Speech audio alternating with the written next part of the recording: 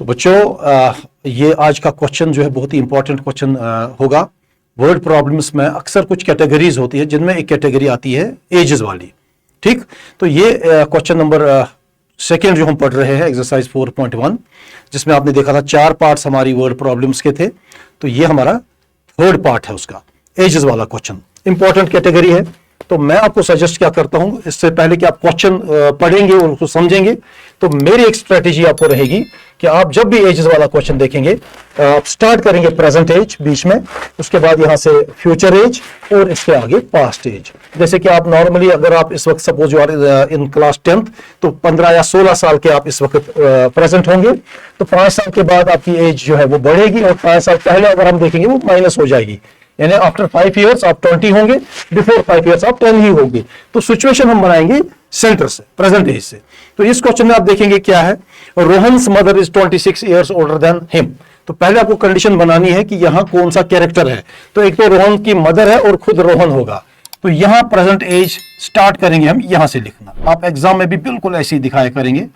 तो यहां हम मदर की एज एज्यूम करेंगे x इयर्स, रोहन की, नॉट मदर, हम रोहन की एज रखेंगे x इयर्स। यहां गौर से देखिएगा, अच्छा सवाल है ये, बहुत ही इंपॉर्टेंट क्वेश्चन है। देखिए, एक तो मदर है और एक रोहन है। ठीक, बिल्कुल घबराने की बिल्कुल जरूरत नहीं है, आप आराम से क्वेश्चन की पहली कंडीशन देखिए क्या है, Rohan's mother is 26 years older than him. तो इसका मतलब हुआ अगर हम बेटे को 2 मिनट के लिए x इयर्स का मानेंगे, तो मदर को आप कितना सजेस्ट करेंगे, x + 26, बिकॉज ये क्वेश्चन वहीं से गिवन है कि रोहन की जो माँ है वो अपने बेटे से 26 इयर्स बड़ी है। तो यहाँ मुझे लगता है यहाँ कंडीशन बिल्कुल क्लियर है। अब आपको क्वेश्चन में देखना होता है कि हमें फ्यूचर एज के बारे में एक सवाल हो रहा है कि पास्ट एज के बारे में, तो वो हमें क्वेश्चन के बाद ही, पढ़ने के बाद ही समझ आएगा। The product of their edges in years 3 years from now. यहां देखिए गौर से, मैंने फिर भी कहा वर्ड प्रॉब्लम में जिसको लैंग्वेज पे कंट्रोल होगा वही अच्छे से जवाब दे सकता है। 3 इयर्स फ्रॉम नाउ क्या चीज है, क्या ये पास्ट की तरफ हमें 3 साल ले रहा है कि फ्यूचर की तरफ 3 साल। तो अगर आपने देखा होगा फ्रॉम नाउ मींस आज की एज के बाद, यानी ये हमें फ्यूचर की तरफ ले रहा है। ये थोड़ा सा इंग्लिश पे कंट्रोल करना आपका इंपॉर्टेंट वहां होगा। तो 3 साल के बाद जरा सजेस्ट करेंगे आप मुझे मदर कितनी होगी, गेस कीजिए। 3 साल के बाद, यहां लिखा है 3 years from now, that means future का इशारा है, नॉट पास्ट। जरा सजेस्ट कीजिए, शाबाश, आप खुद भी सोचिए।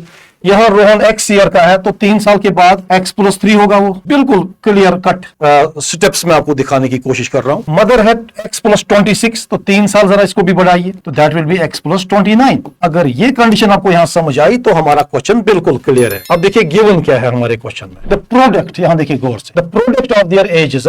तो ये जो नई एजेस हमने निकाली, ये वाली फ्यूचर वाली एजेस, इनका प्रोडक्ट दिया गया है कितना। देखिए वर्ड प्रॉब्लम को खेल खेल में आप समझे, प्रोडक्ट दिया गया है 360। तो यहां से हमें एक सिचुएशन बन जाएगी। तो प्रोडक्ट किनका करना है, इन 2 एजेस का जो हमने फ्यूचर की एजेस वहां लिखी है। दैट मींस एक तो x + 29 होगा इनटू x + 3 होगा, that will be 360 degree. Okay, तो ये कंडीशन अगर आपको क्लियर हो गई तो इसके बाद बिल्कुल ही आसान क्वेश्चन बनता है हमारा। तो डिस्ट्रीब्यूटिव प्रॉपर्टी लगाएंगे, x times x will B x² plus x times 3 will B 3x। बिल्कुल जैसे हमने फर्स्ट पार्ट में नहीं देखा था क्वेश्चन नंबर 1 में, 29 times x will be 29x plus 29 times 3 will be 87 equals to 360 degree. तो अब आई थिंक ये क्वेश्चन हमारा बिल्कुल ऑलमोस्ट एंड पे है। x² ही रहेगा। तो यहां देखिए 29 + 3 दैट इज 32x, और यहां से हम इस 360 को यहां लाएंगे, तो 87 में से जब 360 काटेंगे तो ऑब्वियसली वो नेगेटिव में आ जाएगा फिर। तो यहां हम 360 - 87 देखते हैं, 10 out of 7 will be 3, 15 out of 8 will be 7, 273। तो ये आप कैलकुलेशन खुद भी देख सकते हो, इक्वल्स टू 0। अब देखिए कितनी प्यारी सी क्वाड्रेटिक इक्वेशन ये फाइनली हमारे पास आ चुकी है। तो हमारा क्वेश्चन यही है कि आप इन सिचुएशंस को क्वाड्रेटिक फॉर्म में लाइए। तो ये एक x² + bx + c। इस क्वेश्चन को आप 1-2 बार फिर से देखेंगे अच्छे से पॉज करके। जब भी एजेस वाला क्वेश्चन होता है, present age, future age, past age, and start your question always from the present age. उसके बाद अगर फ्यूचर एज की तरफ ले रहा है तो प्लस में जाइए, अगर बिफोर वाली एज पूछ रहा है, पास्ट वाली एज पूछ रहा है तो माइनस में जाना होता है। तो ये आपका एक सोल्यूशन मैंने कोशिश की है इसको डाइजेस्टेड फॉर्म में आप तक पहुंचाने के लिए।